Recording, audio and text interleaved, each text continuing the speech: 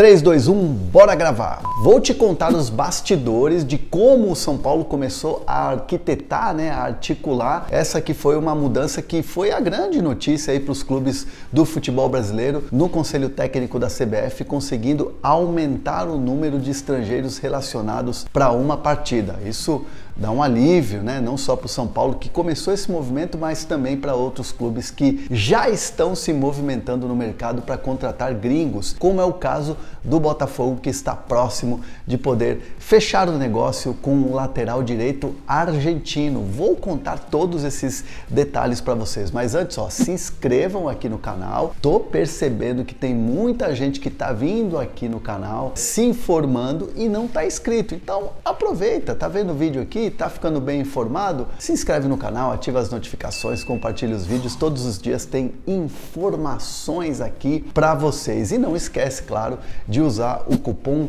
mais utilizado da Centauro, que é o Hernan10. O Hernan10 que te dá 10% de desconto na compra dos seus produtos da Centauro. Sempre tem uma oferta legal lá na Centauro e você tem mais desconto usando o cupom Hernan10 aqui nesse QR Code ou também no link que está na descrição do vídeo. Centauro, parceiraça aqui do nosso canal, beleza? Bom, o São Paulo fez um movimento e esse movimento eu queria trazer alguns bastidores, O São Paulo, durante o Campeonato Paulista, durante a montagem do elenco, percebeu que ficou com muitos estrangeiros. Num primeiro momento, o limite de 5, até então, o São Paulo ficaria com 6, porque o Orejuela seria emprestado, e o São Paulo não tinha a intenção de permanecer com o Orejuela. O Orejuela está hoje no São Paulo porque tem essa falta de jogadores, O Rafinha e o Igor Vinícius ainda estão na transição e o Natan chegando aos poucos, Como o próprio Rogério Ceni disse, tinha feito só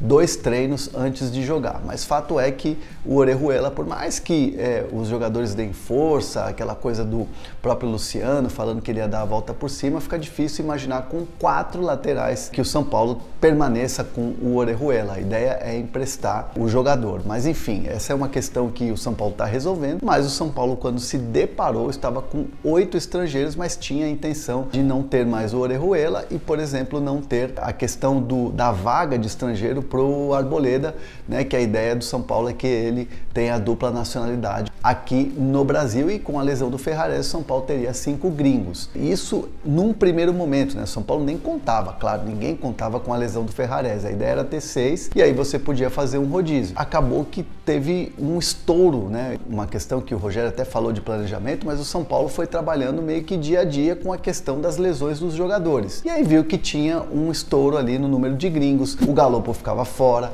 o Gabriel Neves durante 8 partidas não foi, durante 8 rodadas que você tem do Campeonato Brasileiro, foi pouco utilizado, chegou a ficar 5 jogos ali sem ser relacionado. Então o São Paulo começou a debater internamente o que poderia fazer para que isso pudesse mudar. E aí partiu do presidente Júlio Casares, junto com a diretoria, com o Belmonte, com o Rui Costa, outras pessoas importantes da direção do São Paulo, e aí eles decidiram que poderiam fazer um ofício, um ofício para a CBF, pedindo para aumentar o número de estrangeiros. Isso já aconteceu em outros países, por exemplo, na América do Sul, quando teve o aumento de número de estrangeiros. Por exemplo, o Equador conseguiu, fazer com que tivesse essa mudança dentro do futebol nacional deles lá, e aí você aumenta o número de vagas e você tem mais possibilidades dos clubes contratarem jogadores de fora. O Equador fez isso, acabou fazendo esse movimento que acabou servindo como um exemplo para que a CBF pudesse fazer os estudos e aumentar ou não esse número de estrangeiros. Outra estratégia que o São Paulo usou foi de mapear os clubes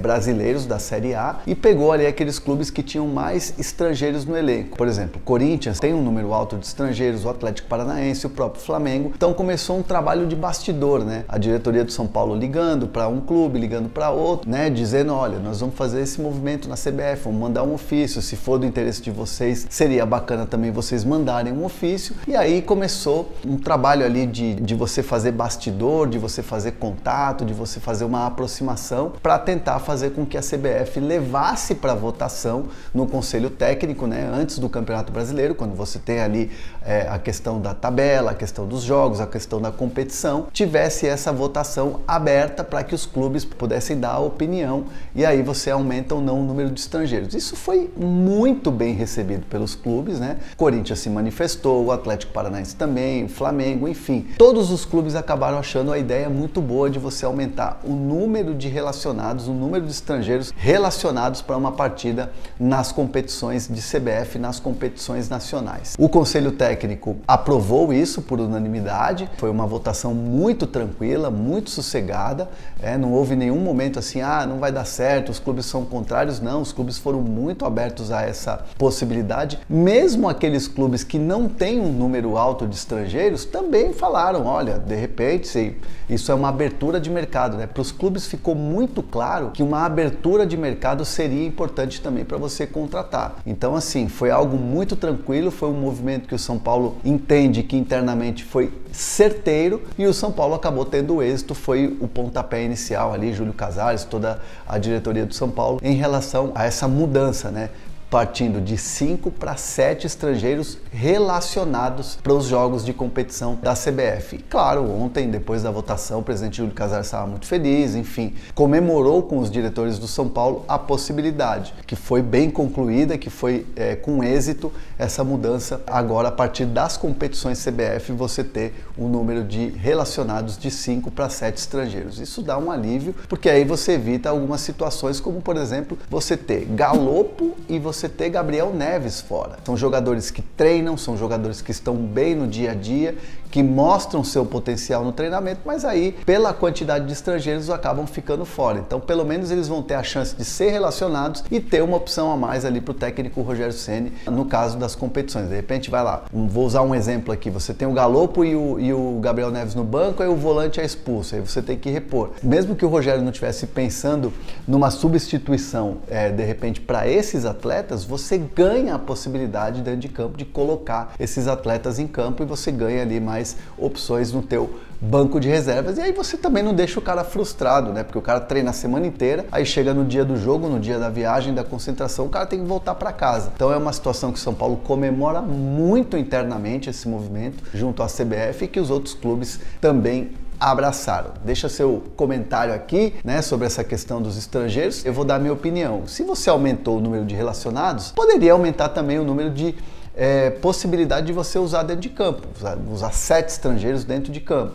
Poderia colocar um adendo assim, você pode começar com 5 no time titular, mas você pode terminar o jogo com 7, que aí você tem as possibilidades das substituições. Você não fica com aquele limite de 5 jogadores. É uma opinião minha, mas é uma questão que já foi vista como vitória, principalmente pelos clubes que têm esse número alto de estrangeiros, mas eu quero o comentário de vocês. E para fechar, eu vou falar também, né, aproveitando essa onda de gringos, o Botafogo se aproxima de um lateral direito argentino, né, que está no futebol argentino, no Lanús, que é o Di Plácido, jogador de 29 anos que começou a sua carreira lá no All Boys. Aliás, ele tem a mesma idade do Caleri e foi revelado no mesmo time. Ele é da geração Caleri lá do All Boys, né? O Di Plácido é um jogador experiente, né? Tava no Lanús, teve passagens também pelo Tucumã. Eu me lembro de ter visto o jogo dele pelo Atlético Tucumã. É um lateral que tem características diferentes dos laterais que o Botafogo tem hoje, que o Fogão tem hoje no seu elenco.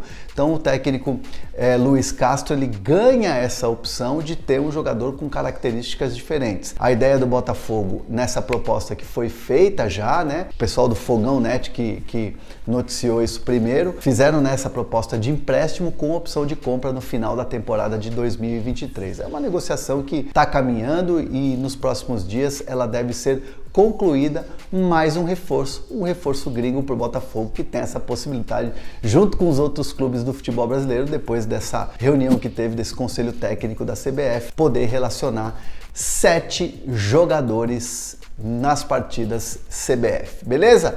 Deixa seus comentários aqui. Se você não se inscreveu no canal, lembrando que tem muita gente que não é inscrita, que aproveita e assiste os vídeos, consome aqui os conteúdos todos os dias, então não custa nada deixar lá a sua inscrição, deixar um like também e, claro, compartilhar os vídeos. Tamo junto!